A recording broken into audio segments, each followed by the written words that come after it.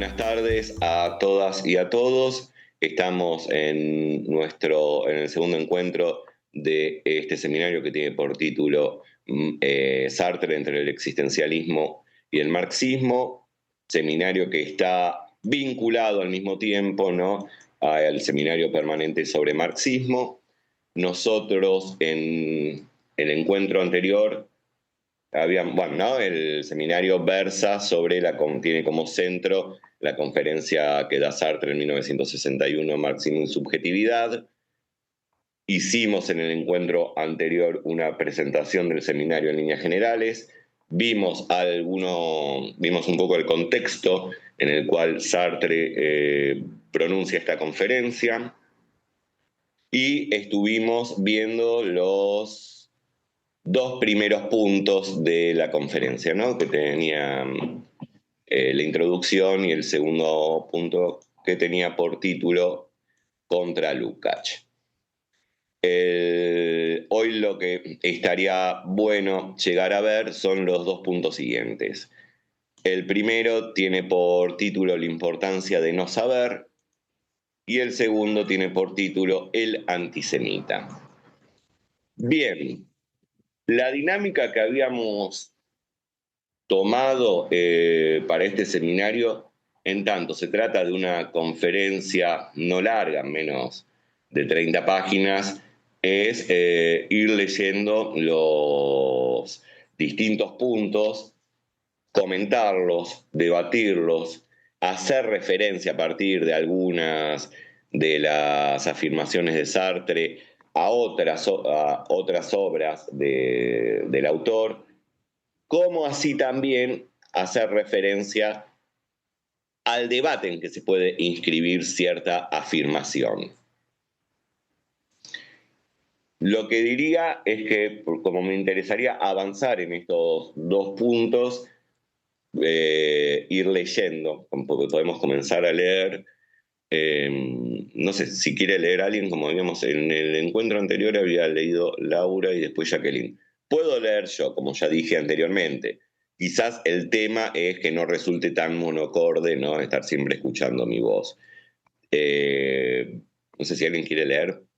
Maxi, te pregunto, ¿querés que comparta el texto en pantalla o que cada uno lo lea? Ah, dale. Sí. Bueno, ante todo, ¿no?, el punto que vamos a ver hoy, la importancia de no saber. Acá hay una cuestión, donde hay una referencia a la comprensión que tiene Sartre en torno a la conciencia. Ante todo, para Sartre, y esto ya aparece en La trascendencia del ego, no estamos hablando a fines de los años 30, y también aparece en El ser y la nada, muy remarcado, que es la no identidad entre conciencia y conocimiento. Es decir, ¿no?, uno de los problemas, el problema que va a tratar esta conferencia y que al mismo tiempo sobre el que versa el seminario, es esta relación entre marxismo y subjetividad.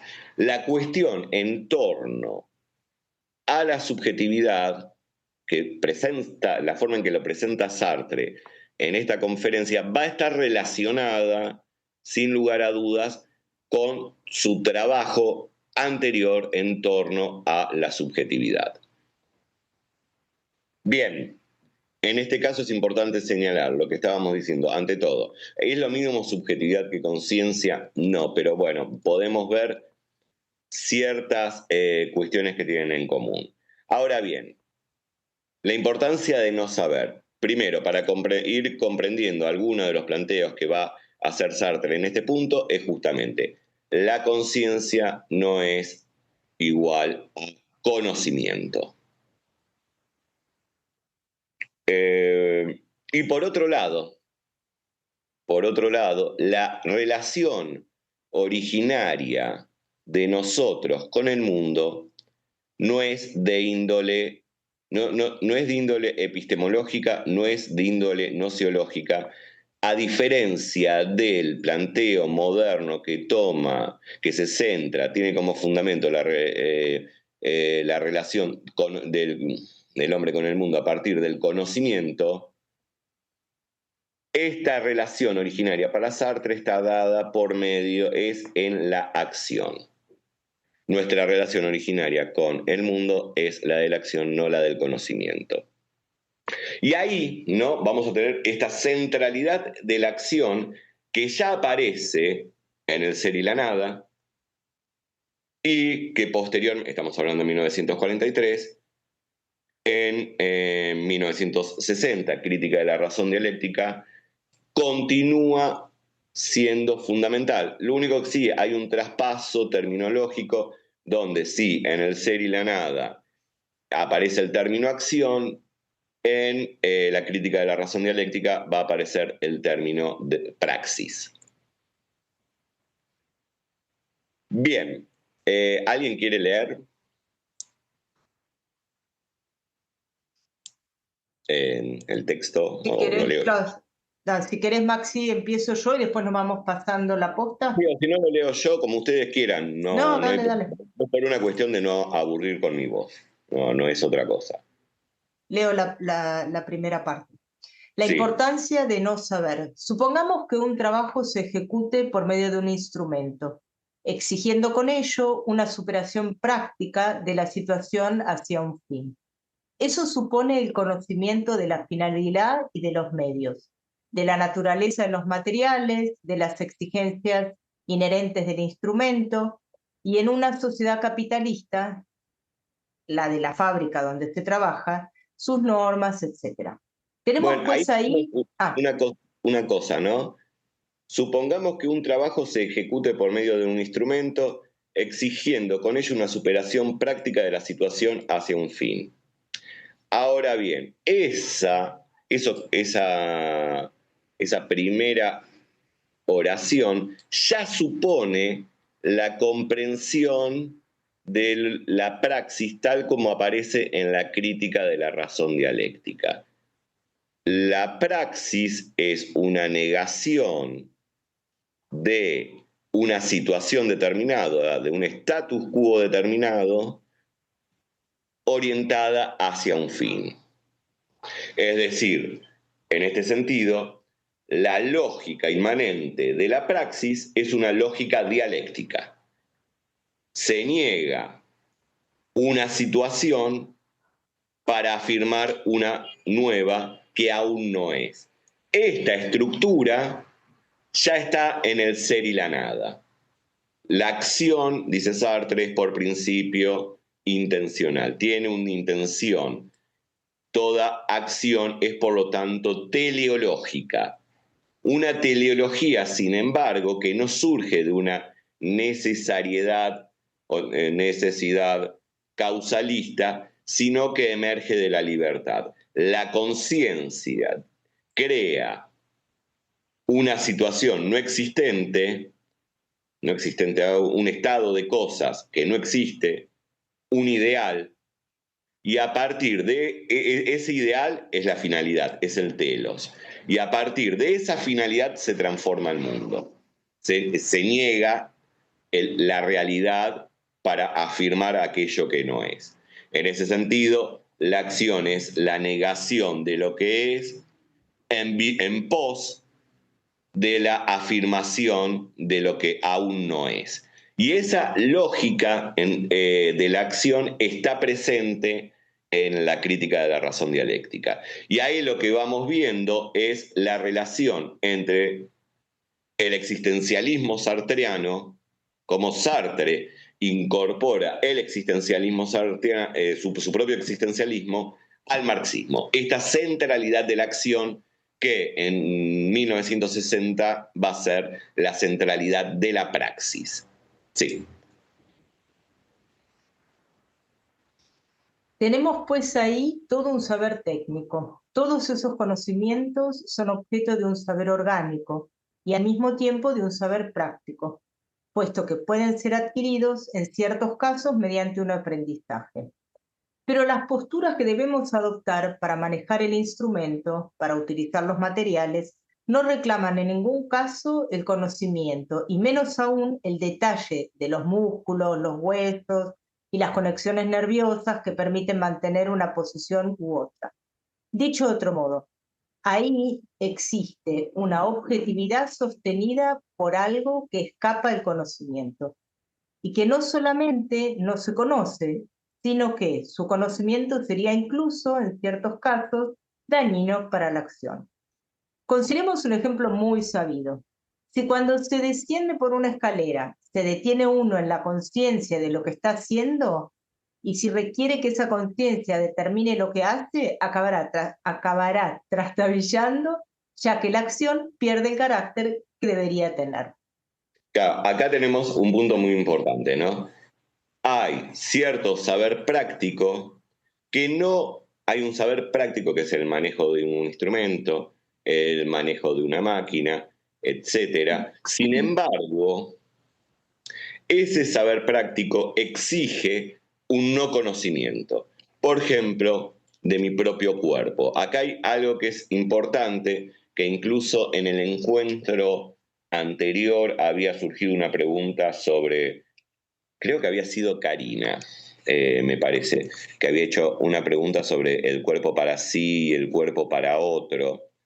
Bien, mi cuerpo, en tanto cuerpo vivido, en tanto cuerpo que actúa, no es cuerpo conocido por mí. ¿Por qué? Porque, yo soy mi cuerpo. Y mi relación con el mundo es de índole práctica. El cuerpo lo vivo, no lo conozco. Y este ejemplo que da Sartre, ¿no? Porque ¿qué estamos en el mundo? Nuestra relación originaria es estar arrojados en ese mundo en el cual nuestra relación es de índole práctica, como habíamos dicho antes. Actuamos en ese mundo. Y en este sentido, un término que sí aparece en el ser y la nada es que el cogito originario es el cogito prerreflexivo, no el cogito reflexivo. En este sentido, ¿no? Sartre retoma y critica el planteo moderno, iniciado con Descartes, si se quiere, para poner un punto. Eso no quiere decir que no haya habido antes otras posiciones que vayan en la misma línea, pero no lo más reconocido. El cogito cartesiano es un cogito reflexivo. Es una relación de sí a sí mediada por el conocimiento. Ahora bien, lo que va a decir Sartre es que ese cogito no es el originario. El cogito cartesiano está fundado en un cogito previo, que es el prerreflexivo, que es el que actúa en el mundo. Si nosotros pensamos, por ejemplo, ¿no? El planteo de Descartes, ¿no? Estoy solo, como en el planteo, estoy solo en mi habitación frente a la chimenea, puedo dudar de todo, dudo de la chimenea, dudo de mis entornos, dudo de la existencia del mundo exterior, dudo de mi propia existencia, pero bueno, ¿qué descubro ahí? Que dudo, por lo tanto estoy pensando, por lo tanto existo. Ahora bien, ese cogito que se afirma por medio de la duda metódica, o de la duda metodológica, sin duda metódica, duda metodológica, es un cogito prerreflexivo. Ahora bien, Descartes lleva a cabo todo este proceso reflexivo. Sin embargo, ¿qué estaba haciendo Descartes? ¿Qué estaba haciendo? Y estaba en su habitación, frente a la chimenea, etcétera, etcétera. Ese es el cogito originario. Esa es la situación primera de Descartes. Y ese es el cogito prerreflexivo, que en algún punto, no voy a decir fundamento, pero es aquello que posibilita la reflexión a partir de la cual surgiría el cogito reflexivo. ¿Se sigue hasta acá, más o menos? Sí, sí. Nuestra relación originaria con el mundo no es la de la reflexión. Descartes reflexiona y llega a la certeza apodíctica de su propia existencia porque ya está en el mundo y está frente a la chimenea, y está frente a la chimenea, está ubicado en un espacio determinado, porque tiene una chimenea adelante. Es ese cuerpo que está frente a la chimenea y no sé, que a su derecha tendrá una tetera y a su izquierda tendrá una cama, etc. Sartre, ¿no?, incluso señala, ¿no?, que no hay que probar, que es superfluo intentar demostrar mi propia existencia, porque ya existo. Es un hecho mi existencia. Y en ese sentido, esa existencia de hecho está determinada por un carácter, a ver cómo lo podríamos decir, práctico con el mundo. En ese sentido, lo originario es la acción y la praxis. Que es también, ¿no?, en el ser y la nada, aquello que le critica muy fuertemente, muy radicalmente a Heidegger, el hecho que en Ser y Tiempo no haya una teoría de la acción, cuando lo originario de la existencia es la acción. Bien. Claro, justo, claro. Sí. Perdón, Maxi, sí. Sí. No, te iba a preguntar, porque no lo conozco en Sartre, pero justamente sería lo que le critica a Heidegger es esa facticidad sin pasar a la acción. Entonces, porque sería una suerte de facticidad congelada, por decir de alguna manera, claro, que no tiene interacción real, que no es una facticidad tal como se da, que es la acción, ¿no? Claro, Sartre lo dice totalmente. Claro, es una facticidad, si se quiere, contemplativa. Claro, yo decía congelada, claro. Claro, pero es una facticidad, y Sartre dice explícitamente, la realidad humana no es solo a quien se le manifiesta el ente, es el que transforma al ente. Sí. ¿No? Que eso es muy importante también, esa diferencia en este texto publicado de manera póstuma, que es Verdad y Existencia, donde Sartre retoma la idea, esto fíjense porque esto no es una desviación, porque hace al problema que estamos tratando hoy, que estamos tratando en este seminario. En Verdad y Existencia, Sartre retoma un poco la idea de Heidegger con respecto a, no habla de aletheia, habla de la verdad como iluminación, pero lo que, y no, en este sentido, Sartre dice la idea de verdad como adecuación o correspondencia, no, al igual de Heidegger, no sigue un poquito el paso acá en este sentido para después llegar a una conclusión no heideggeriana. Eso es importante también, ¿no? Cuando a veces se dice, yo discuto bastante la idea, ya lo dije creo en el encuentro anterior, de pensar que Sartre en El ser y la nada traduce al francés la fenomenología de Husserl y de Heidegger, y que, bueno, si Heidegger puso Ser y Tiempo, Sartre pone El ser y la nada, porque bueno, no, puede retomar planteos heideggerianos para llegar a perspectivas no heideggerianas. Y en Verdad y Existencia, Sartre no adhiere a la idea de verdad por correspondencia como fenómeno originario de la verdad. No dice que la verdad por correspondencia o por adecuación sea falsa, pero no es lo originario. La verdad es una iluminación. Ahora bien, esto tiene una resonancia con Heidegger, ¿no? Con el tema de la aletheia como la manifestación del ente en tanto ente. Sin embargo, esta suerte de coincidencia entre de Sartre con respecto a Heidegger culmina en algo muy distinto, porque la verdad es iluminación, pero esa iluminación es algo que lleva a cabo la realidad humana por medio de la acción. No es sujeto pasivo en donde el ente se le aparece. El objeto conocido, el ser, se vuelve conocido por medio de la acción transformadora del mundo. La acción transformadora en el mundo, ¿no? Y ahí lo que podemos ir viendo también la forma en que ese existencialismo sartreano va a estar relacionándose cada vez más con el marxismo. porque es lo propio de la subjetividad, no es la contemplación. Es la acción, es la praxis. La acción, la verdad, es una acción, no es una contemplación. Yo conozco el objeto que transformo.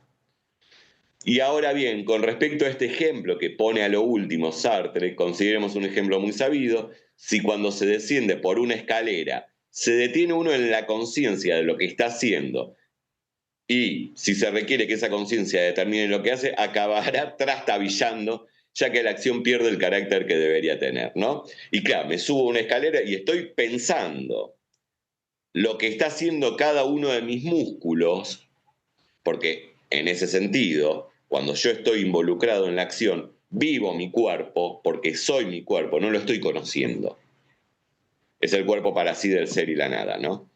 Si tomo como un objeto mi cuerpo como objeto de conocimiento, trastabillo de la escalera, y el ejemplo que da en el ser y la nada es el mismo, es el mismo sentido, que si yo tengo que tomar creo que dice, nosotros en Argentina diríamos colectivo, ahora no me acuerdo si dice bus, micro, no me acuerdo cuál es la palabra que emplea, pero si vamos a tomar el colectivo, diríamos en Argentina, y estoy pensando en todo lo que tengo que hacer para tomar el colectivo como un objeto de conocimiento, es imposible que lo tome.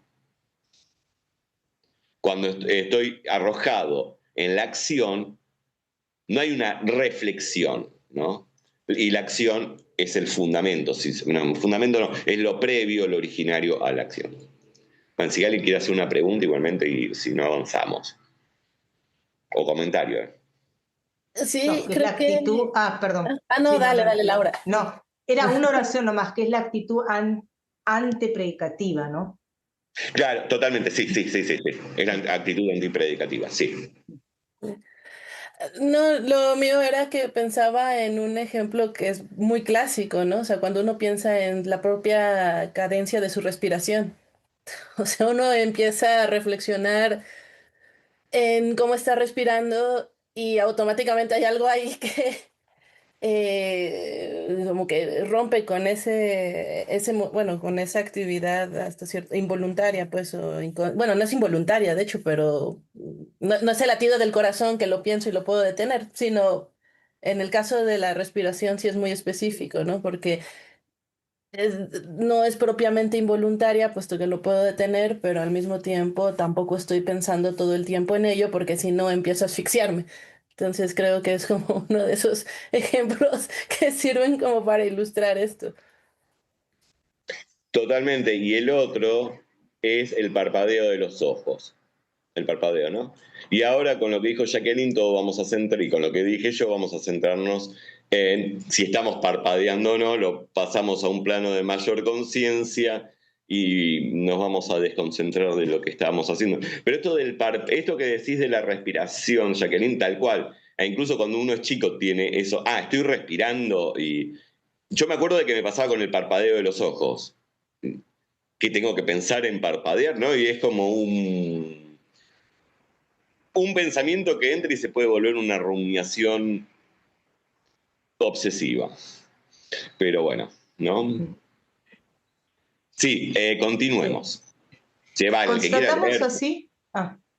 ¿Cómo sí? Sí, constatamos así que incluso en el caso en que la división social del trabajo se extiende a las máquinas y por consiguiente máquinas semiautomáticas imponen tareas parciales al obrero, el movimiento más simple que se exige de él no engendra el conocimiento de su cuerpo.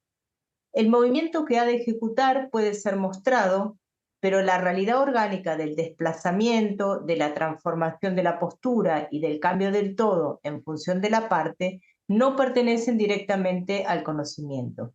¿Por qué? Porque en suma nos encontramos en presencia de un sistema en el que, por razones que vamos a examinar, el no saber entra como parte constituyente y cuyas partes ya no se desarrollan ni se definen como trascendencia, sino como interioridad. Acá vamos a entrar en un tema que es bastante importante, en donde estamos hablando, porque vamos a hablar de la subjetividad como, que esto ya había aparecido en el encuentro anterior, como sistema de interioridad. Que al mismo tiempo este sistema de interioridad es una mediación entre dos exterioridades. Que en algún punto esto ya está presente desde el inicio de la comprensión, desde la trascendencia del ego, donde la interioridad en algún punto es una exterioridad, porque está siempre por fuera de sí. No es una interioridad en el sentido del kantismo, del neocantismo. No es una interioridad, si se quiere, ¿no? Y salvando las distancias de los 2000 años que separan a Agustín de Sartre, esa interioridad no es el hombre interior de Agustín, sino que es una interioridad que está siempre por fuera de sí, que es lo que posibilita la relación entre el mundo y la conciencia, entre la realidad humana y la situación. Ahora va a quedar más aclarado si leemos el próximo párrafo. Al mismo tiempo, igualmente, para ir aclarando algo, con respecto al cuerpo, en el momento en que yo aprendo un movimiento, tanto en el trabajo manual como quien está practicando un deporte, no tiene un conocimiento del cuerpo, de su propio cuerpo, sino que aprende ciertos movimientos, ciertos sistemas de movimiento en donde el cuerpo opera, no es un objeto. A ver, ¿por qué no conocer el cuerpo? Porque para Sartre el conocimiento exige un objeto de conocimiento. En ese sentido, el cuerpo objetivo no es el cuerpo que está actuando. Si bien sería, ¿no?, en el ser y la nada es la dimensión del cuerpo para otro. Cuando voy al médico y el médico me revisa, me hace un chequeo, etcétera, etcétera, ahí mi cuerpo se vuelve cuerpo objeto, es decir, cuerpo para otro. Cuerpo que no es cuerpo vivido, sino cuerpo conocido. Y para ser conocido es objeto de la mirada del otro. Cuando yo estoy practicando un deporte, estoy haciendo un trabajo manual, etcétera, ese cuerpo está siendo vivido por mí y no siendo conocido por mí. Es un cuerpo sujeto, sujeto de la acción. Está bien que no habíamos dicho que acá Sartre no habla de aclarar que no es sujeto, no es del sujeto de lo que va a hablar, sino de la subjetividad, pero quizás para darnos un poco a entender. El cuerpo que está trabajando o que está jugando un partido de fútbol no es un cuerpo conocido, no es un cuerpo objeto.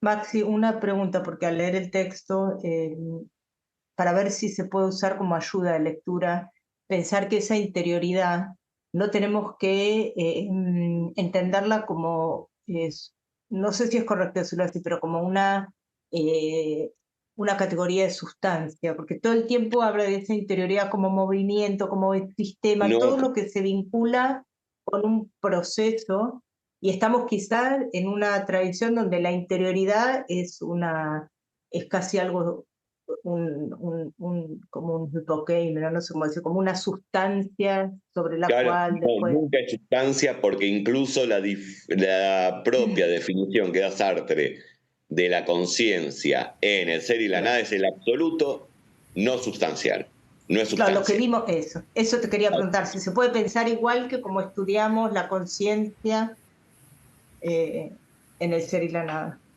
Claro, sí, totalmente. Ahora lo que vamos a ver que este sistema de interioridad es un sistema de interioridad que involucra lo orgánico. A ver, pasemos a la lectura. Y ya que hablamos... Maxi, necesitaría hacerte una pregunta, porque hay algo que no me termina de cerrar. Toda acción tiene una Sí, finalidad que sí conocemos. sí, pero porque la Lo creamos que habría nosotros. siempre, claro, pero lo que habría siempre, digamos, en toda acción, digamos, conocimiento de la finalidad, pero hay como una parte de la acción que no conocemos, que en este caso, por ejemplo, Sí, sería el funcionamiento del cuerpo en el ejemplo, como podría ser.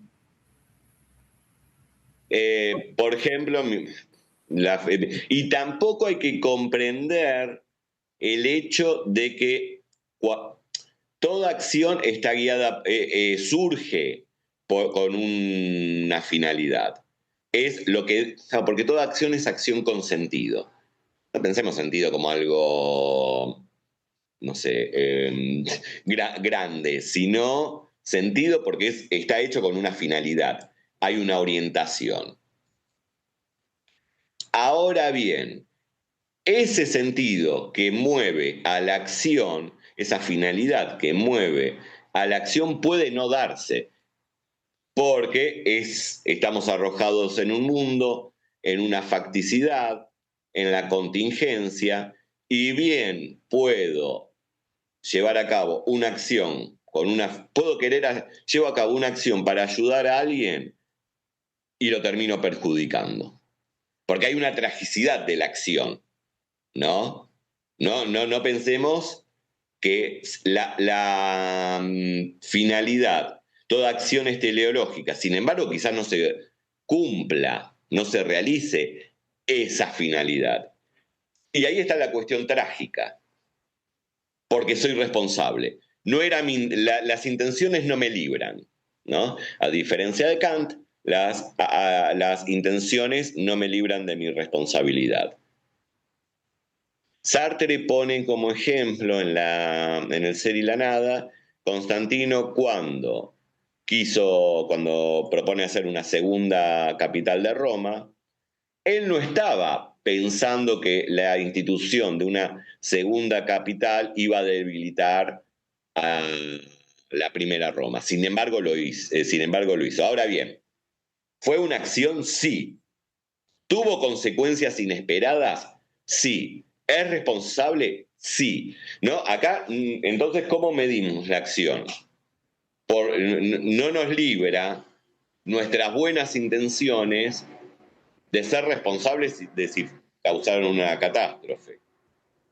A ver, puedo desear hacer una revolución y llevo a cabo mis acciones orientadas a una revolución. Sin embargo, la fuerza de las cosas, al decir de Simone de Beauvoir, pueden volverme parte de la contrarrevolución. Y soy responsable de eso más allá de mis acciones. Porque, claro, ese sentido, acá que esto es importante, ¿no? El sentido de mi acción emerge de mi libertad. Lo creo porque es una teleología, pero después opera en el mundo y deja de pertenecerme. Mis acciones en un momento dejan de pertenecerme. ¿Y por qué? Porque se vuelven la facticidad del otro. Yo soy trascendente, todos somos, ¿no? Somos trascendencia. Sin embargo, formo esa trascendencia que mueve a mis acciones, constituyen la facticidad del otro. El hecho del otro, recortan las posibilidades del otro. ¿Se sigue más o menos? Y ahí está la situación trágica de la acción, el carácter trágico de la acción. Sí, Además, totalmente. nada me excusa, ¿no? Bueno, yo lo hice con buenas intenciones, ¿no? Y acá está la frase, ¿no? El camino al infierno está lleno de buenas intenciones. Cosa que desde un esquema kantiano uno diría, no, bueno, pero si la intención, la acción se adecuó al imperativo categórico, al deber, no se hizo por inclinación ni por interés, sino por adecuarse al deber, bueno, la acción fue buena. Bueno, buena conciencia burguesa, dirá Sartre. ¿No? Ahora, lo importante no es cómo me siento yo conmigo mismo, o si me adecué al principio moral, sino las consecuencias de mi acción. Porque esas acciones se hacen mundo, se hacen facticidad para el otro. Sí. Ahí. Gracias, Martín. Y nos trascienden absolutamente. Claro, nos dejan de pertenecer. Tal cual. Y ya que hablamos de interioridad, querría que estableciéramos una definición clara de lo que se entiende por un sistema de interioridad, a fin de intentar comprender mejor aquello de lo que hablamos. Un sistema material se define como algo que tiene un interior, o si se prefiere, que delimita un campo en el universo real. Cuando la relación entre sus partes implica la relación de cada una de ellas con el todo. Recíprocamente, el todo no es más que el conjunto de las partes en la medida en que ese conjunto está presente como tal en las relaciones que las partes mantienen entre sí. Ay, disculpa, acá lo que está hablando Sartre es del sistema orgánico.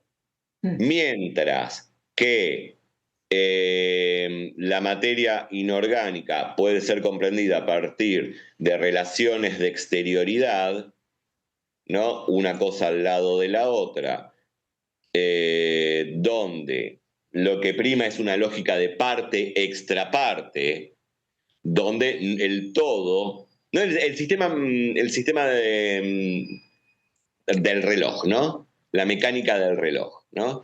Hay un engranaje, mueve a otro engranaje, pero en sentido de causa eficiente, ¿no? Tomando las causas aristotélicas, el sistema de las causas aristotélicas, ¿no? La causa eficiente. Al movimiento A le sigue el movimiento A, produce el movimiento B, etc. Está uno al lado del otro y no hay una totalidad. Sin embargo, en el organismo lo que sí se da es que las partes, el todo antecede a las partes. La función orgánica no puede ser comprendida como una cosa al lado de la otra. No son relaciones de exterioridad como la de la bola de pool que golpea a otra bola de pool y hace un movimiento determinado, ¿no?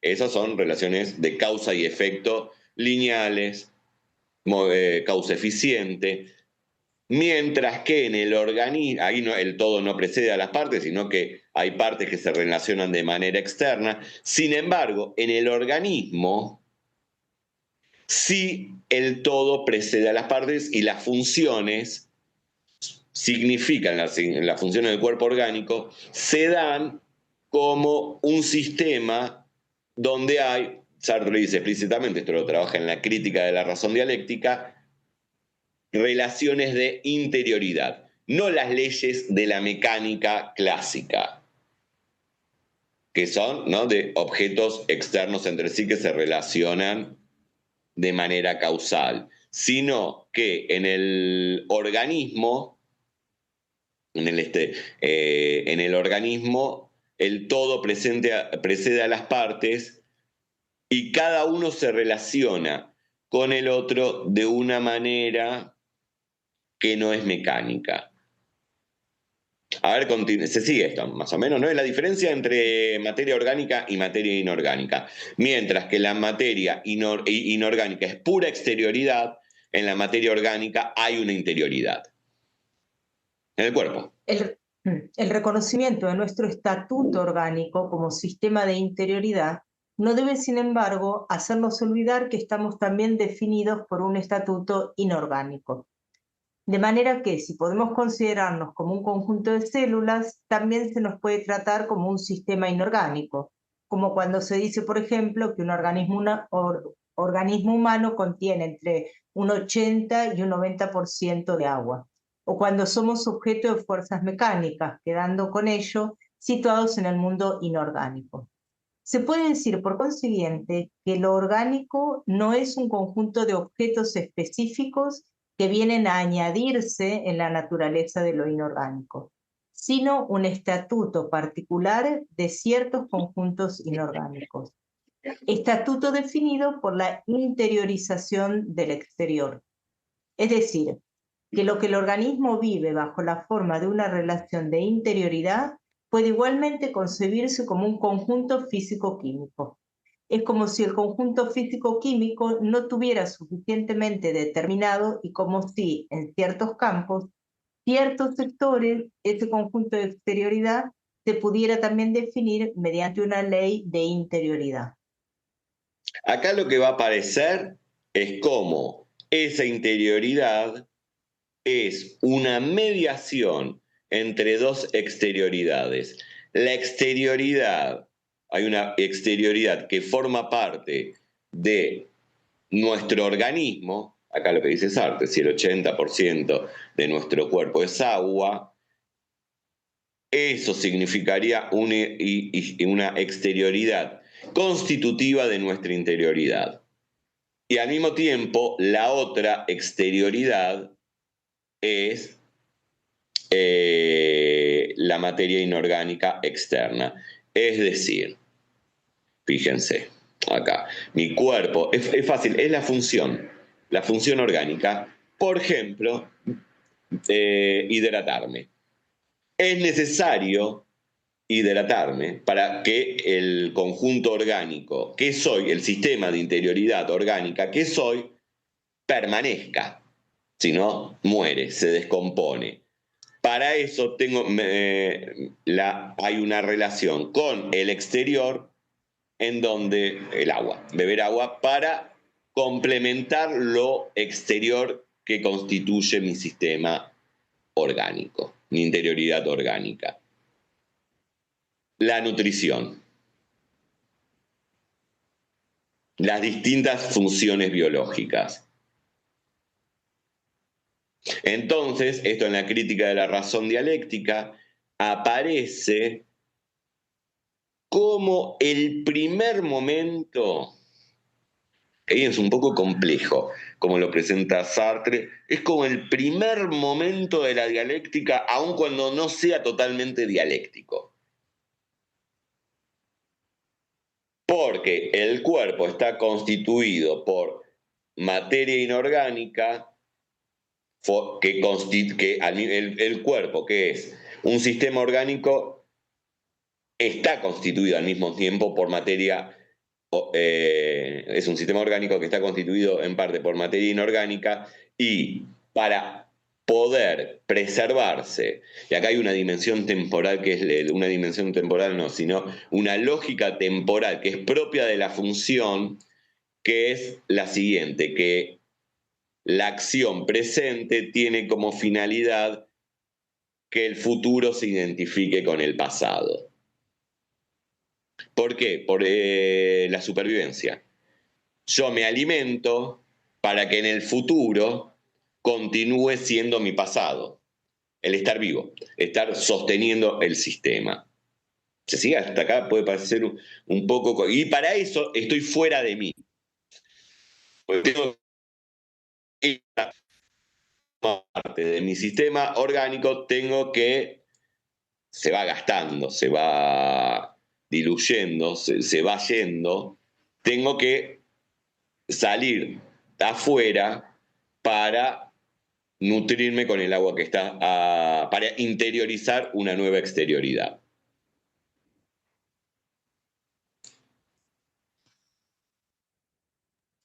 Bueno, si quieren... ¿Se pueden entonces...? Si quieren seguir. Sí. Se pueden entonces distinguir, al menos al principio, y volveremos sobre ello, dos tipos de exterioridad. La exterioridad de dentro, si se prefiere, del más acá o de antes, es decir, la exterioridad cuyo estatuto se ve coronado por el estatuto orgánico, por debajo del cual la muerte nos puede devolver a lo inorgánico.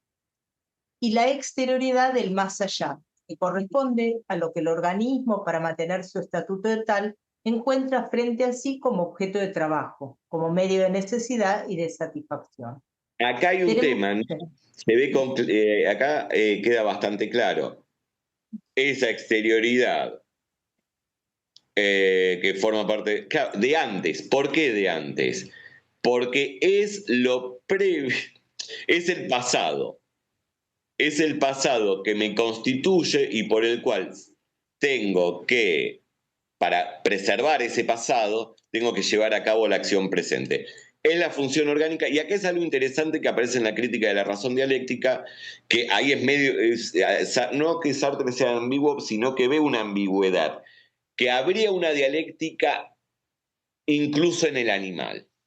Cualquier conjunto orgánico parece que opera de esta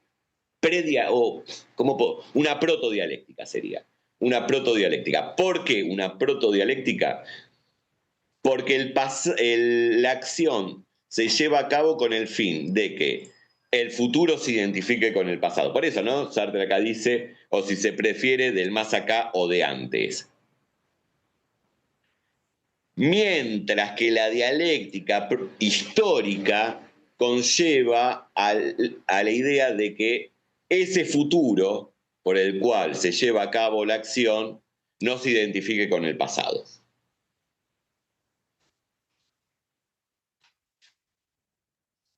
Incluso él habla en algún punto de una temporalidad cíclica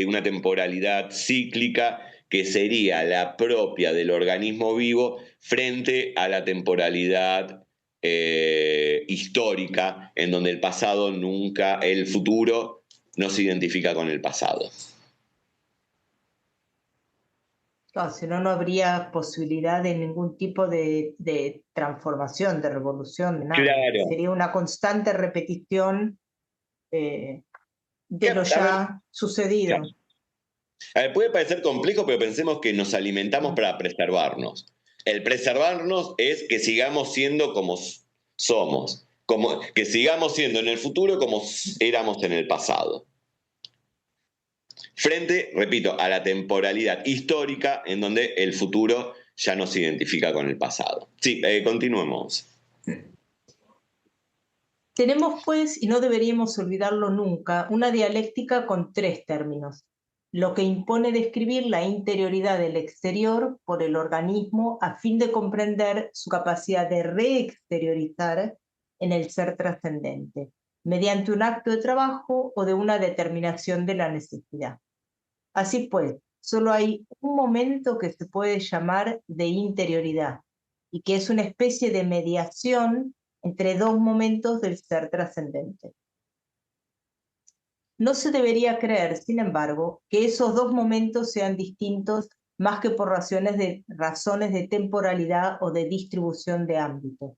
En el fondo, es el mismo ser en exterioridad, que procede a una mediación consigo mismo, y esa es su interioridad. Como esa misma mediación define el lugar en el que se da la unidad entre dos tipos de exterioridad, es necesariamente inmediata para sí misma, en el sentido de que no contiene su propio conocimiento. Por consiguiente, y como veremos por qué, es al nivel de esa mediación que no es ella misma mediada, donde encontramos la subjetividad pura. Y es a partir de ahí, teniendo en cuenta cierto número de caracterizaciones marxistas y reexaminándolas más atentamente, donde tenemos que alcanzar una mejor comprensión del estatuto de esta mediación. ¿Tiene un papel en el conjunto del desarrollo humano? ¿Existe realmente como un momento indispensable de una dialéctica coronada por un conocimiento objetivo? ¿O no es más que un epifenómeno? Al plantear estas preguntas, no estamos introduciendo desde fuera una noción de subjetividad que no se hallara ya en Marx. Lo que estamos haciendo, por el contrario, es explicitar y reencontrar una noción que viene ya dada junto con los conceptos de necesidad, de trabajo y de goce en el marxismo mismo, aunque haya sido ignorada, por cierto, por objetivistas idealistas como Lukács. Pobre Lukács, le dice objetivista, idealista, al mismo tiempo. Nosotros en el seminario anterior habíamos visto que Lukács no era objetivista, pero bueno. Para mí debe haber una cuestión de que Sartre estaría un poco enojado por Asalto a la razón, donde hace toda una crítica al existencialismo Lukács. Pero bien, se va viendo incluso, ¿no?, la noción de subjetividad que está dando Sartre. Dice, es la noción de subjetividad que hay en Marx. No es un sujeto trascendental, no es un cogito. Esa subjetividad es una subjetividad que está en medio de la naturaleza, atravesada por necesidades, que forma parte, que es un sistema orgánico, y orgánico, repito, en el sentido biológico del término, ¿no? Y esta misma idea que lo habíamos visto en el encuentro anterior, ¿no?, esta triada, necesidad, trabajo y goce. ¿Cómo somos? La subjetividad es este sistema de interioridad. ¿Sí? ¿Alguien dijo algo? Ah, no. Somos, en tanto cuerpos orgánicos, biológicos, estamos atravesados por la necesidad. Para eso tenemos que trabajar, no en el sentido, ¿no?, de trabajar es modificar la naturaleza. Y el goce es la satisfacción de esa necesidad, ¿no? Y en este sentido, Sartre dice, sí, no. Y esta noción de subjetividad no la estamos exportando de otro lugar, sino que la estamos redescubriendo en el mismo pensamiento de Marx. Y ahí, a partir de lo que vamos hablando y refiriéndonos quizás a otras obras de Sartre, vemos el vínculo entre el existencialismo sartreano y el marxismo, que es lo que Sartre intenta hacer en la crítica de la razón dialéctica, ¿no? Donde también acá hay que ser conscientes, ¿no? Sartre dice, no todo existencialismo puede vincularse con el marxismo, porque hay un existencialismo que nace contra el marxismo. Se refiere sobre todo ahí a una disputa con Jasper. Dice, bueno, hay un existencialismo que está en contra del marxismo, que es burgués, reaccionario, etc. Y hay otro que nace de manera lateral, pero que puede incorporarse al marxismo, ¿no?, para desdogmatizarlo, etc. ¿Cuál sería ese existencialismo? Y el de Sartre. Él no dice, es mi existencialismo, pero está diciendo, sí, el ser y la nada se puede integrar al marxismo. Bien, ahora vamos al segundo punto, que me parece que está muy bueno, y ahí este tema, ahí sí creo que en este punto, que es en el punto del antisemita, sí se puede ver la diferencia, no una diferencia para tomar partido entre uno y otro, pero con alguna de las cosas que estuvimos viendo, sobre todo en el último encuentro del seminario de Lukács, para pensar, ¿no?, acerca de la posibilidad del sujeto de la emancipación. El antisemita. Perdón, Max. Sí. Continúa, sí. No, sí. Vamos a leer. Vamos en primer lugar a tratar de comprender por qué esa mediación inmediata para sí misma implica el no saber como característica peculiar.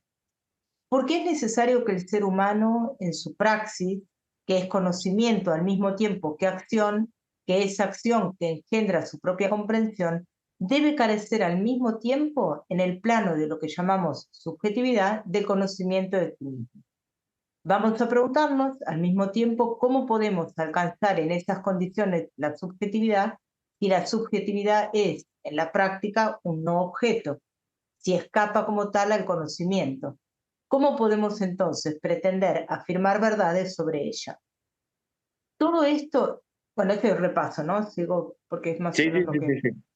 Todo esto se puede desenmarañar fácilmente a condición de que partamos de situaciones extremadamente simples. Consideremos, por ejemplo... Sartre, que yo hice el comentario en el encuentro anterior, y que es maravilloso, porque Sartre escribe muy bien, es escritor, digo, es literato. Le dan el premio, ya lo dijimos, ¿no? Le dan el premio Nobel de literatura, él lo rechaza. Y escribe y ejemplifica muy bien con casos concretos, como es en este punto. Así que continuamos. Todo esto se puede desenmarañar fácilmente a condición de que partamos de situaciones extremadamente simples. Consideremos, por ejemplo, el caso del antisemita. Un antisemita, alguien que detesta a los judíos, es un enemigo de los judíos, pero es bastante frecuente que el antisemita no se declare como tal.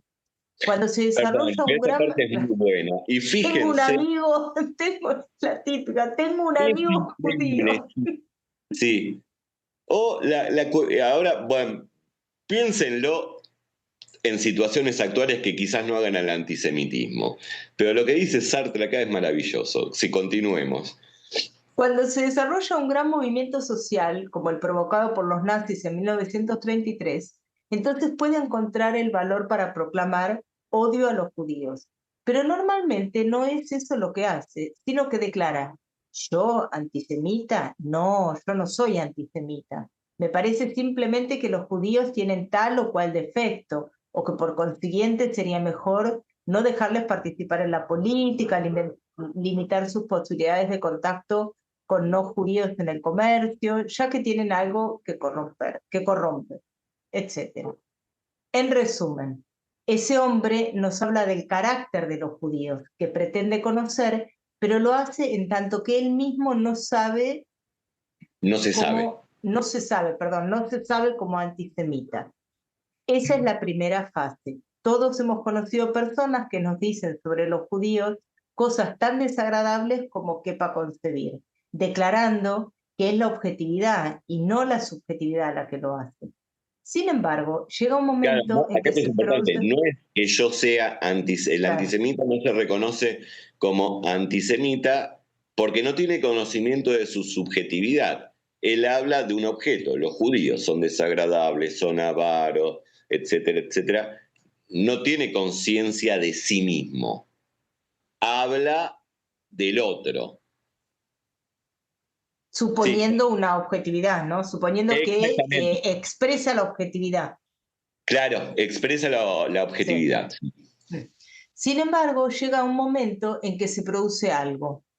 ¿No es así? Es así como uno de sus amigos, un amigo comunista, Morange, de París, me comentó hace poco que mucho antes de la guerra había en su misma célula un obrero que se oponía sistemáticamente a lo que él decía y que se mostraba, y que mostraba una gran irritación. No se trataba en absoluto de una discrepancia, aunque habría podido serlo. No era tampoco la incompatibilidad que a veces surge entre un trabajador manual y un intelectual, puesto que en la misma célula había otros intelectuales con los que el obrero se entendía muy bien. Era verdaderamente, decía el obrero, algo físico, me es antipático, eso es todo. Pero un día ese obrero se le acercó y le dijo, escucha, ahora he entendido lo que pasa. En el fondo, durante todo este tiempo, no me gustabas porque eres judío. Y me doy cuenta ahora de que es porque no me había liberado lo bastante de esos prejuicios que forman parte de la ideología burguesa. No lo veía al principio y tu ejemplo me ha ayudado a entenderlo. Me doy cuenta de que lo que detesto en ti es al judío, porque soy antisemita.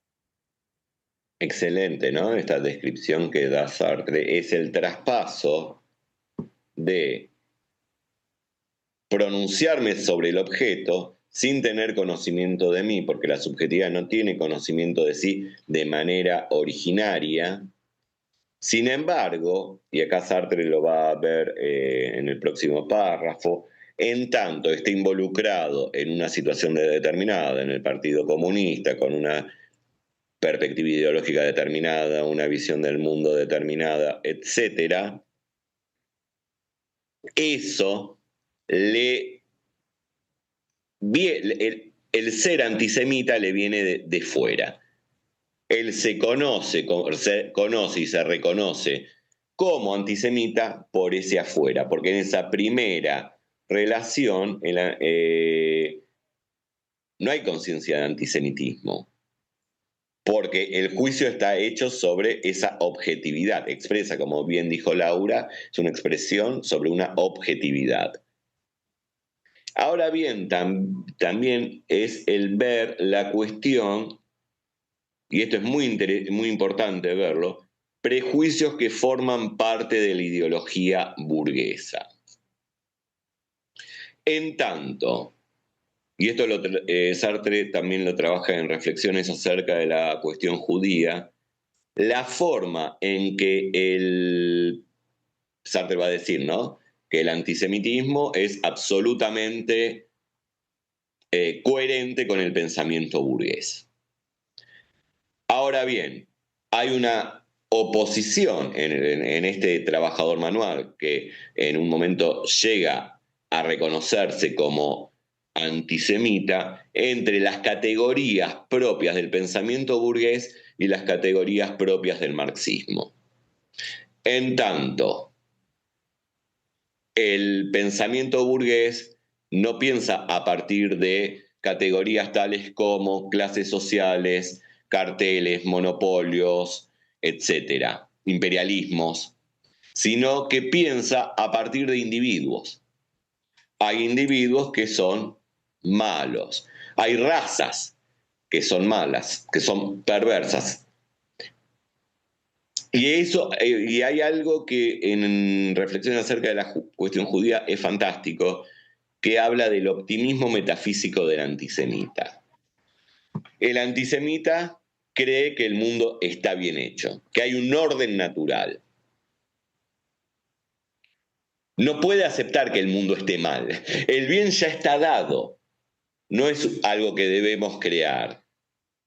Entonces, ¿no?, una famosa frase de Sartre que aparece en ese texto es: si el judío no existiese, el antisemita lo crearía. Porque se necesita de un otro en el cual depositamos la culpa, damos comprensión o tratamos de comprender cómo el mal se introduce en el mundo. Sartre va poniendo incluso en este texto lo que puede pasar con... empleo términos que emplea Sartre en una obra de 1947. Los negros, hoy diríamos afrodescendientes, si está bien dicho afrodescendientes, pero los negros, los chinos, etc. Lo que se trata es de no cuestionar el orden vigente, porque ese orden es bueno. Sin embargo, vamos a poner como un ejemplo, la desocupación, por ejemplo, no formaría parte no lo comprendemos como algo inherente al sistema capitalista, sino como un mal de alguien que trae de afuera. Y que además, Sartre acá en este punto hace una diferencia muy importante, que tiene que ver con el odio al extranjero, que es siempre el odio hacia el débil. Porque el antisemita es ante todo un cobarde. No se va a enfrentar ante alguien que en su representación es más poderoso, sino con alguien que en su representación es más débil. Y ahí Sartre hace una diferencia entre lo que es, por ejemplo, la rebelión frente a una invasión colonial, donde el enemigo es mucho más poderoso, del hecho de usar como chivo expiatorio a ser judío, sea negro, etcétera, ¿no? Esa figura que proviene de afuera. Bueno, si quieren, continuamos. Pero lo que aparece acá, ¿no?, esto es importante. La diferencia fundamental, y ahí aparece una oposición, una contradicción, que no se podría resolver dialécticamente, que es entre el sistema de pensamiento burgués y el marxismo. Entonces, lo vamos a ver ahora, ¿no? Este obrero antisemita tenía que elegir. Y ahí está lo importante, ¿no? Tenía que elegir entre un sistema de pensamiento u otro, el sistema burgués, y seguir, o sostenía su antisemitismo y se aceptaba como burgués, o tenía que dejar su antisemitismo y continuar con sus compañeros de partido. Obsérvese el cambio. En ese momento, una especie de contradicción entre una actitud general y una actitud particular. Contradicción que desgraciadamente no vale, por ejemplo, para un pequeño burgués al que ningún freno impedirá la afirmación de su antisemitismo. Una contradicción entre el humanismo comunista general y una actitud particular. Lleva a una toma de conciencia reflexiva. pero cualquiera observará que en ese momento el antisemitismo, en tanto que tal, va desapareciendo. Se pasa al objeto, es cierto, pero en el momento en que el obrero reconoce su antisemitismo, está mucho más cerca de desembarazarse de él. Quizá le costará mucho, quizá recaerá, quizá se creará definitivamente curado, pero volverá a recaer. Pero el fondo de la cuestión es que está de todas formas muy cerca de emerger, porque el antisemitismo ya no es la construcción subjetiva de un objeto, relación de lo de dentro con lo de afuera, con un dentro que se ignora. El antisemitismo pasa de repente a convertirse en un objeto ante los ojos, ante la reflexión de quien lo practica, y naturalmente queda entonces libre para tomar la decisión que le parezca. Se trata pues de una relación diferente. Ahora bien, esa distinta relación entre el antisemita como subjetividad, como sujeto que se apodera de un objeto que es el judío, y el antisemita como reflexión que se capta a sí mismo como objeto antisemita, nos muestra que el conocimiento de lo subjetivo tiene algo de destructor para lo subjetivo mismo. Se me podría decir, sí, continúa así. Sí, se me podría decir, después de todo, ¿qué es lo que ha pasado? Ese hombre ignoraba que era antisemita, del mismo modo que podemos ignorar que existe un yacimiento de petróleo en tal o cual región, o ignoramos que existe tal o cual estrella que no se ha descubierto todavía. Y del mismo modo que algún día podrá descubrirse el yacimiento de petróleo o la estrella, una persona puede descubrir que es antisemita. Hay ahí un elemento escondido, una especie de yacimiento del que se puede tomar conciencia. Y cuando se tome conciencia del yacimiento de petróleo, será para explotarlo y se producirá, por ejemplo, como consecuencia de la búsqueda de un campo de petróleo que se quiere explotar.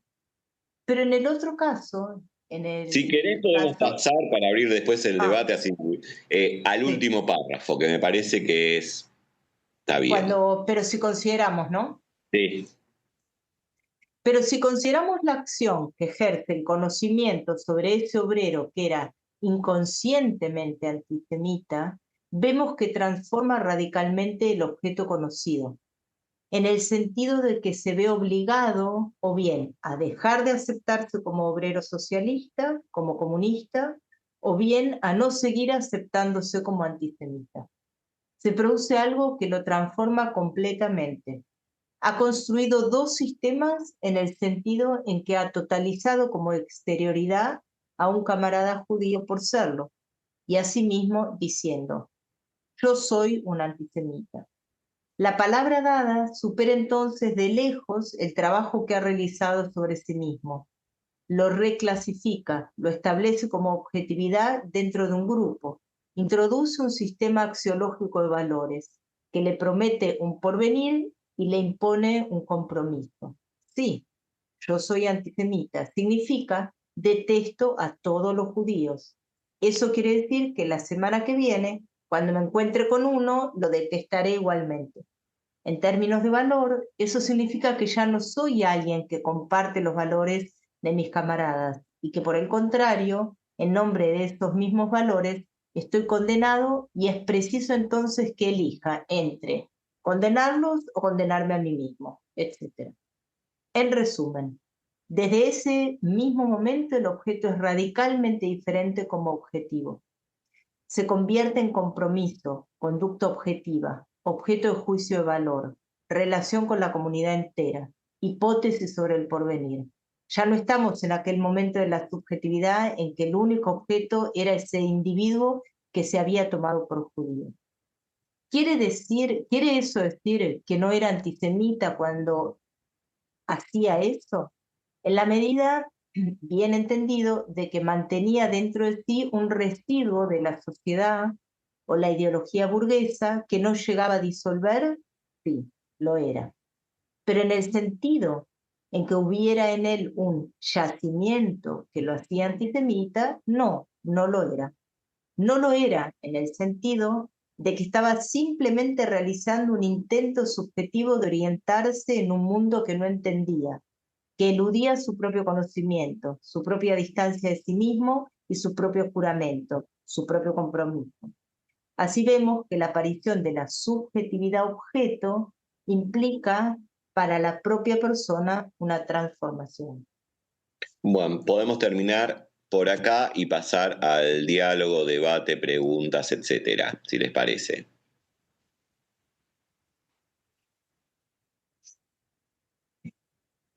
No, ¿cómo les va, compañeros? Bueno, un placer Hola. escucharlos, un placer. Bueno, no dejo de pensar, como peronista que soy, cada vez que hablan del antisemita, pienso en el antiperonista en la Argentina, ¿no? Yo sé que hay de otros países acá. Y lo que ocurre con nosotros cuando eso ocurre, ¿no? Pero hay un párrafo, una pequeña parte al principio del párrafo que leyó Laura, donde habla de cuando hay un movimiento popular que gana, aparecen las voces que necesitan del otro.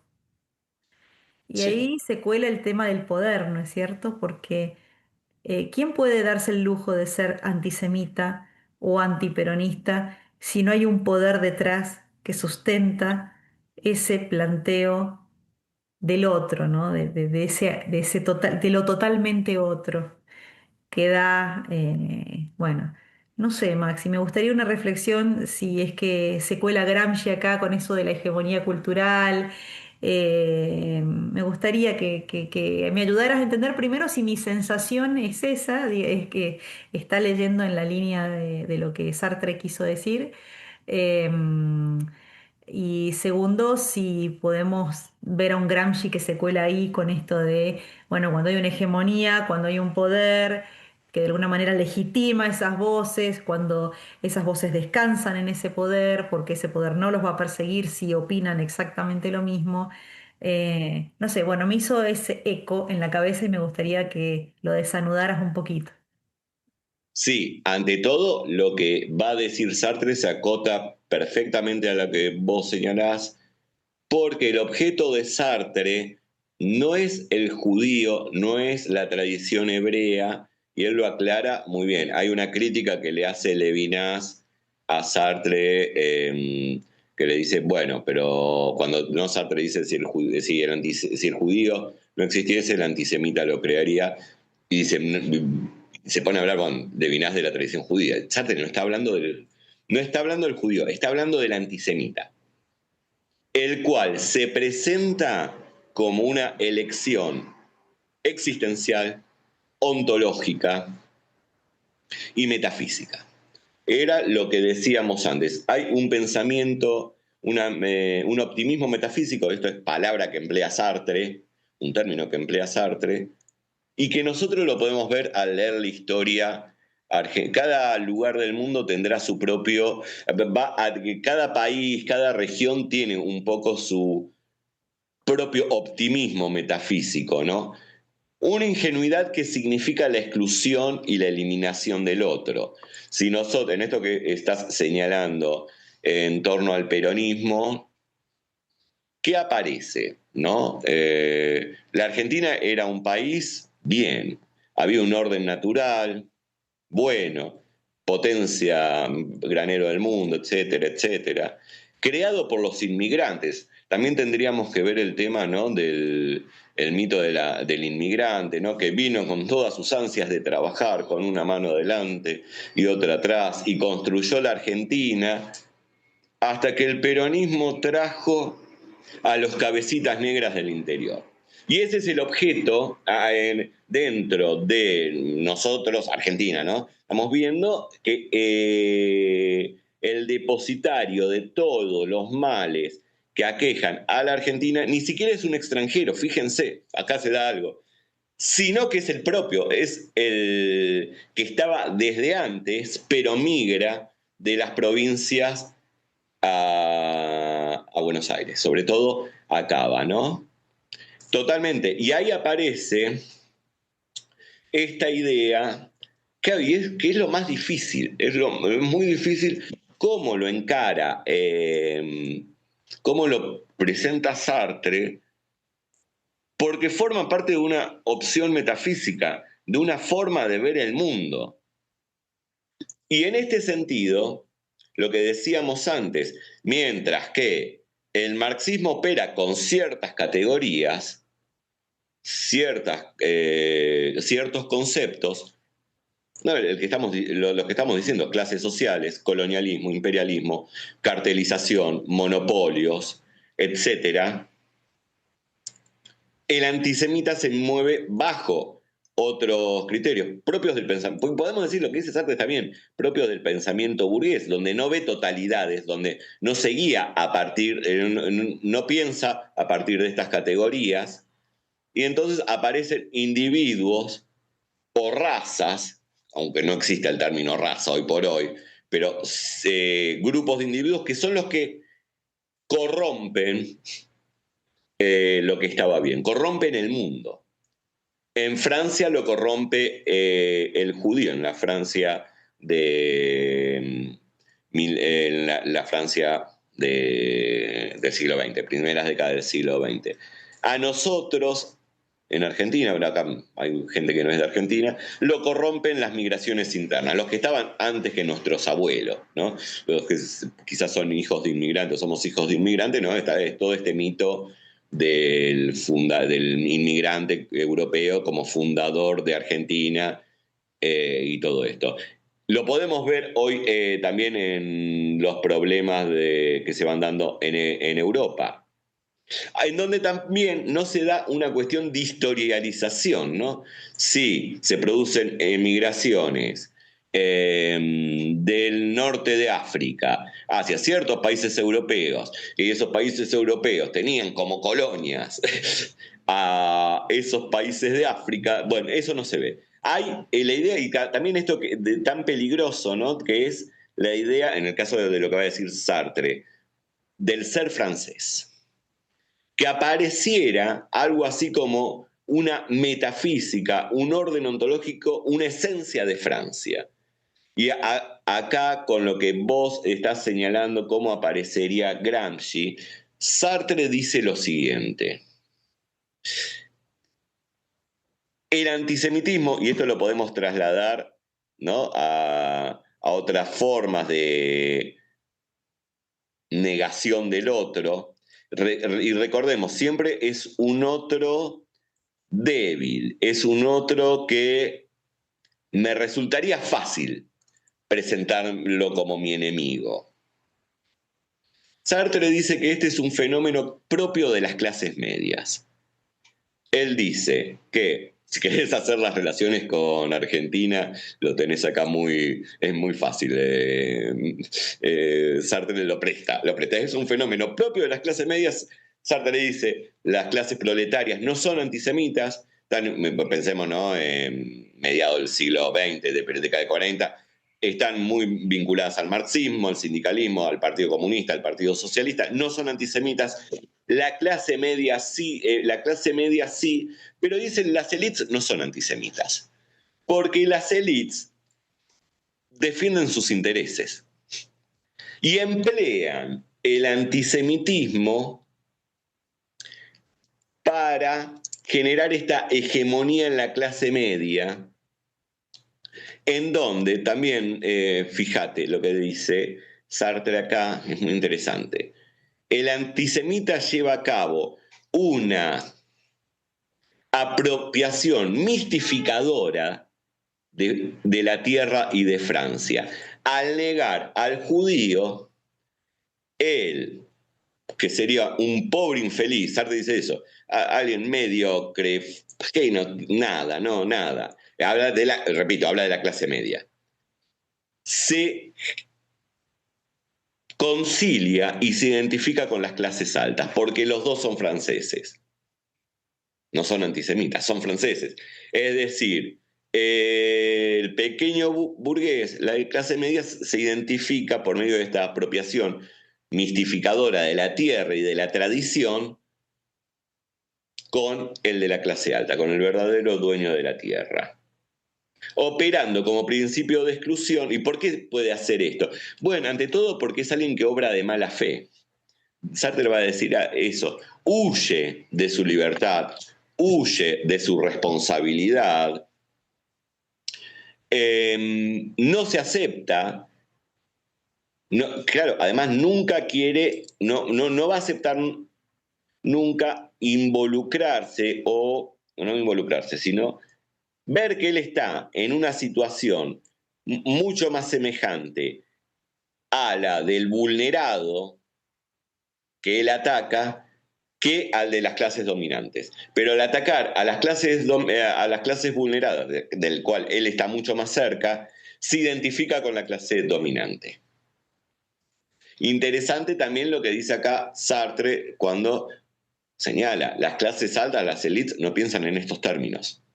No piensan porque están haciendo sus negocios. Ellos piensan en comercio, piensan en apropiarse de tierras, etc. No creen en el mito del judío, en el mito, ¿no?, de la demonización del judío, de la estigmatización del judío. Y en esta relación que vos hacés, sí, está la relación con Gramsci, si bien acá hay una cuestión de que Sartre dice que es una elección, y es una elección libre, gratuita, es una elección que involucra la totalidad de la persona, no es una opinión entre otras, porque el sentido de la vida de esa persona está fundada en esa negación del otro. Tendría que hacer un cambio, una conversión integral de su propia existencia. No sé si... claro, porque se caerían también, en el caso que mencionás vos, ciertas ideas que se tienen con respecto al mérito, ¿no?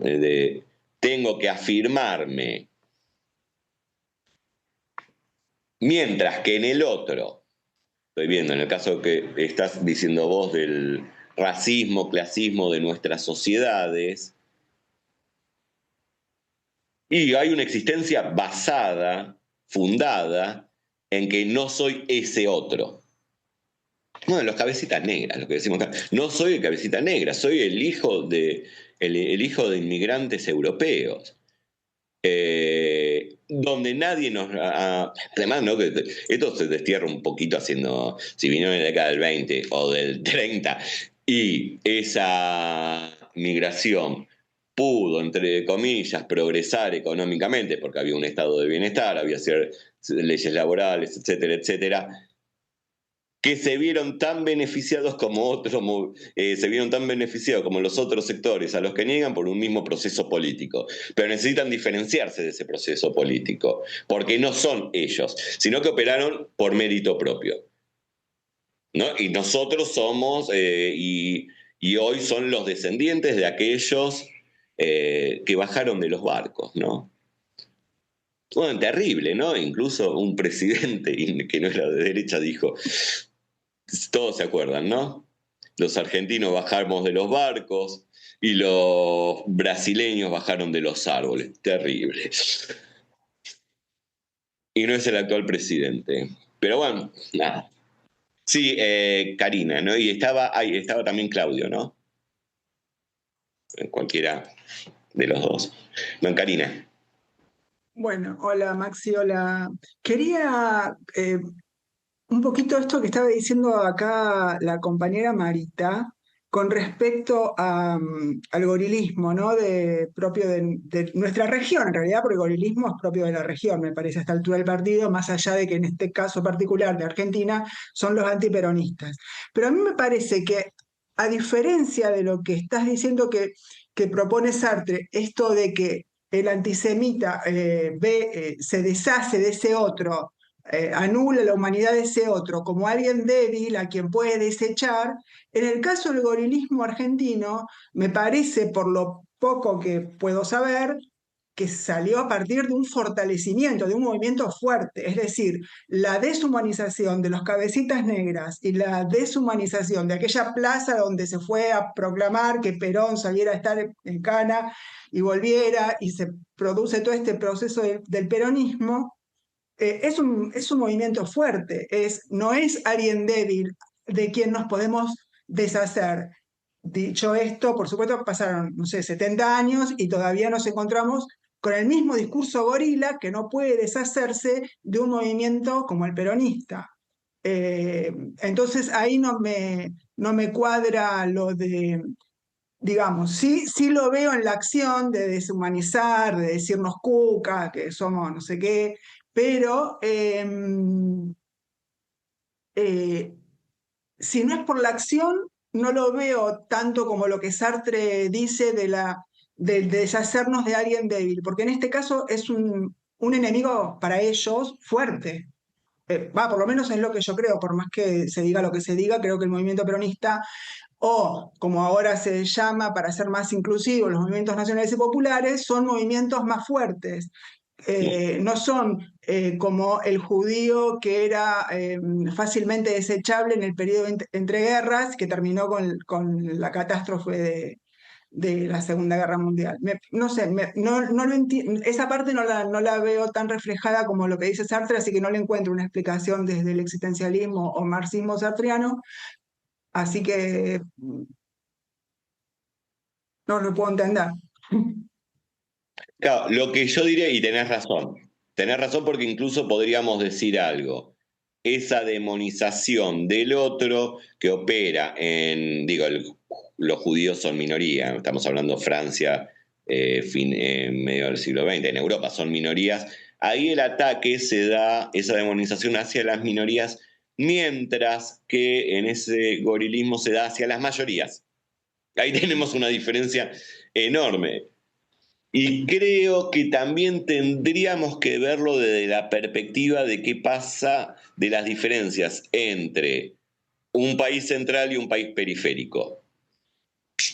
Es absolutamente válido lo que estás señalando, Karina, porque hay una diferencia importantísima.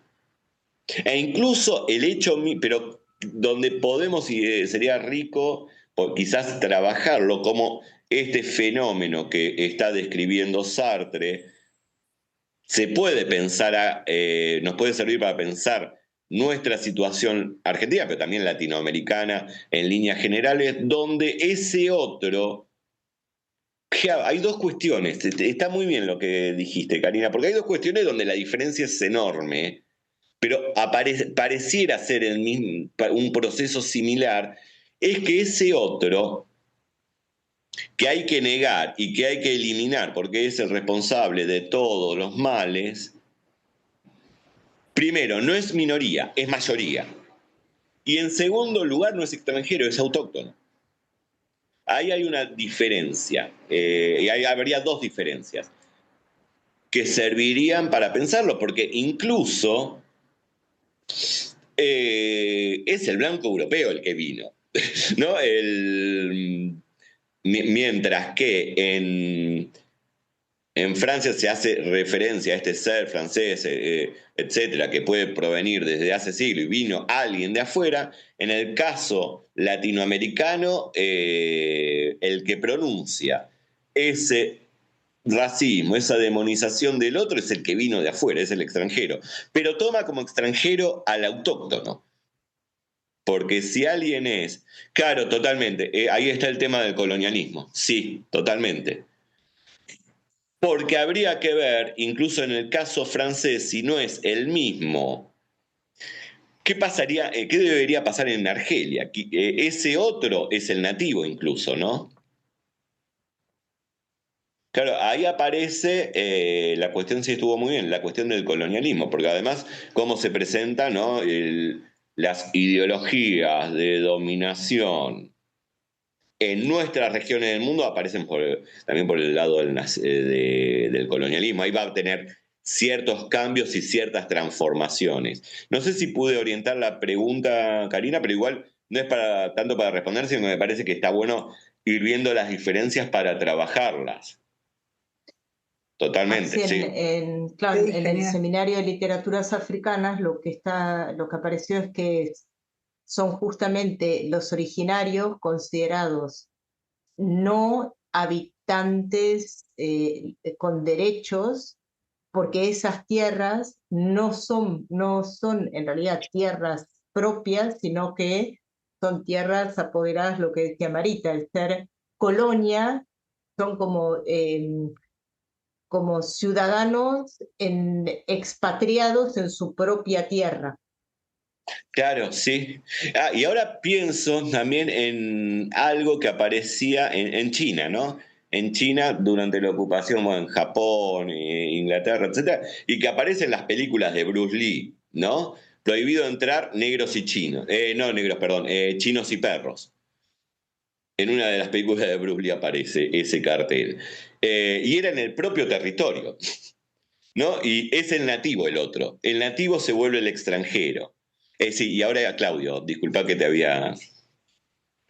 No hay problema. Yo dudaba, sí, pero yo pensaba sobre lo que estaban hablando y básicamente sobre el otro, ¿no? Y es interesante lo que me parecía, ¿no? Lo que vos estabas apuntando de las clases altas, ¿no? Y vos partís de una Argentina más, o sea, principios del siglo pasado, final del siglo XIX.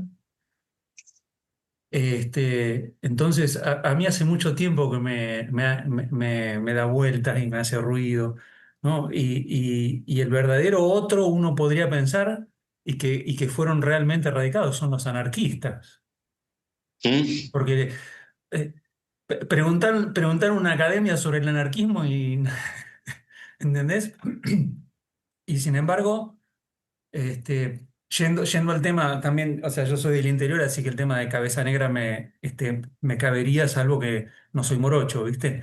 Entonces uno se puede medio como camuflar, ¿no? O sea, ahí hay una cuestión de originarios, ¿no? Claro.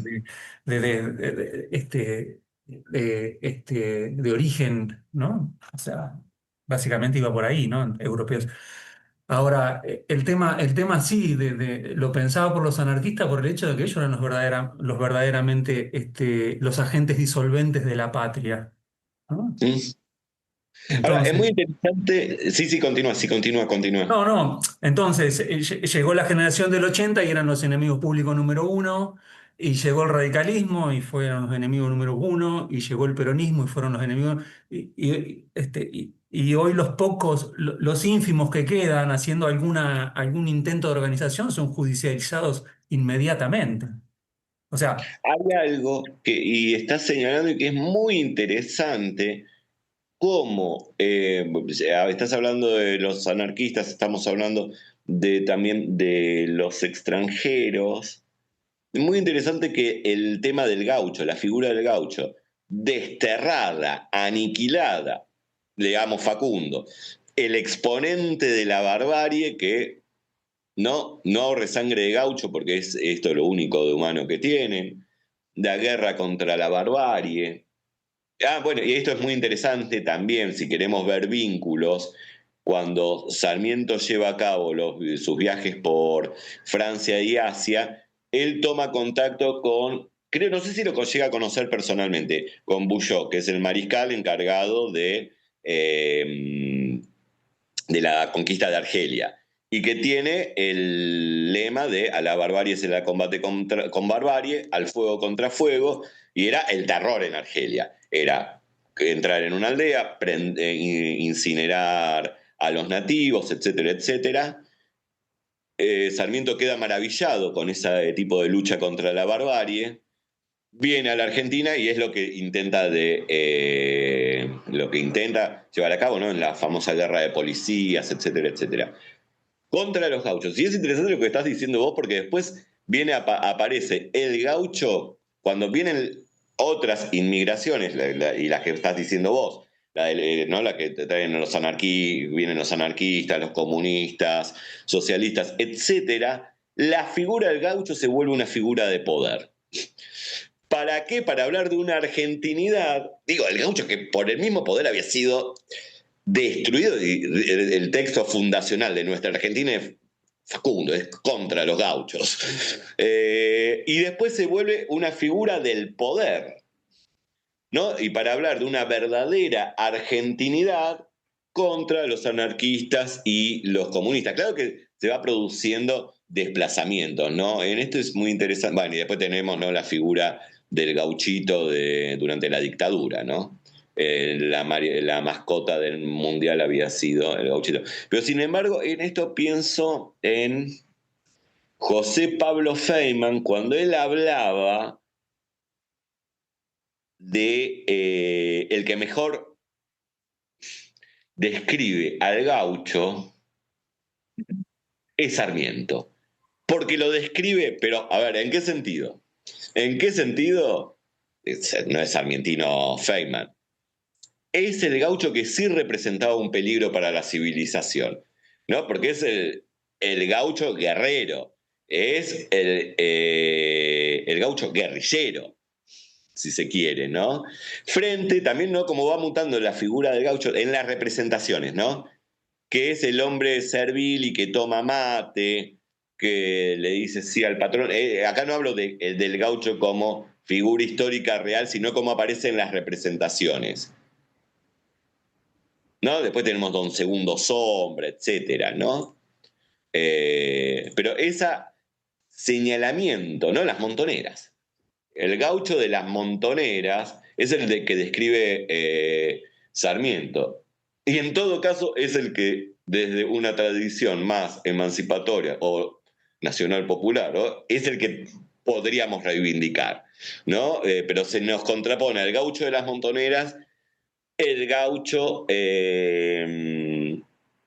ya vencido.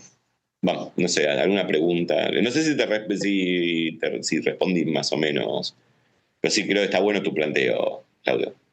No, sí, pensaba eso, ¿no? Que básicamente que para las clases altas sí, el otro, el peligroso, era el anarquista, ¿no? El que no se La podía Liga Patriótica. construir, digamos. La Liga Patriótica, ¿no? Funcionó. Maxi, perdón que interrumpa. Tenemos a las 4 la próxima reunión. Listo, Tenemos si que- quiere alguien sí, una pregunta sí. o comentario y ya cerramos.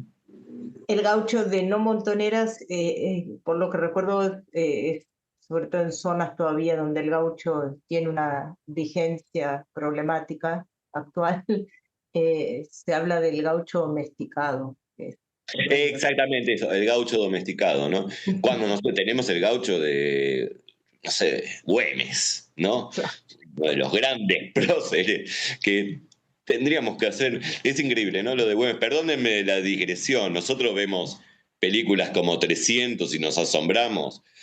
Tomar con caballos un barco realmente es imposible. Y lo hicieron, ¿eh? ¿No? Lo hicieron. ¿Y el éxodo jujeño?